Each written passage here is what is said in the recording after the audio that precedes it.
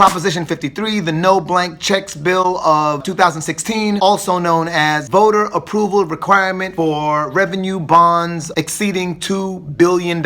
So right off the bat, I'm like, of course, yes, I want to vote on how the money is being spent in this broke-ass California, rather than having government taking our taxpayer money, issuing $5 billion to some project that only benefits people in wealthy communities, or having them take X amount of $1 billion to some project that won't be finished until 2099. I'm like, yeah, I want to vote on it. So anything exceeding $2 billion, I want to vote on. That's how I felt initially. But then there is an argument that says Proposition 53 gives people on a statewide level a vote on local issues. So for instance, you here in Sacramento, California may need to build a bridge, or may need to do major road repairs, but the state has a say in whether or not whatever that budget exceeding $2 billion is can be allocated to do that project. Then I read that Proposition 53 does not impact local projects, the University of California, freeway construction, or natural disaster response. Look, the state is broke, and people are saying that they want to be able to have a say in how the money in the state of California is spent. But the question remains, should the state have the right to make a decision on local spending? This measure was initiated by Dean and Joan Cortopassi. I think I just butchered your name. People do it to me all the time. One thing that really helps, painkillers. Anyway, my point is that they spent $4 million to push this initiative. And I think that this initiative is a great idea. I just think that the actual measure itself is poorly written. Wait a minute. There's not even like a real trickle down, like, oh, because of the fact that this wealthy group got this money, that you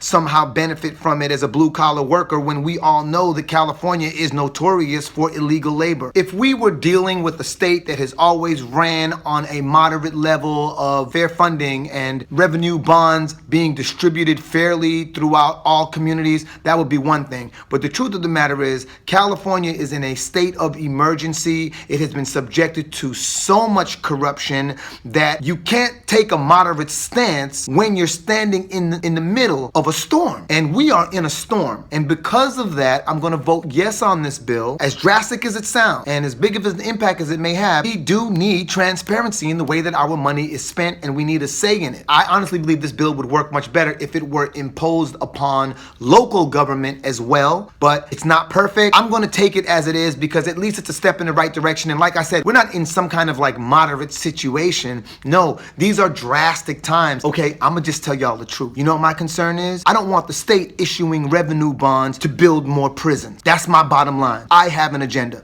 and that is my agenda. If you're going to choose to build another prison over another school, I need to approve that money. Bottom line. Fact checkers, feel free to jump in at any time. Like right now. Like I'm waiting for you. Like I need help.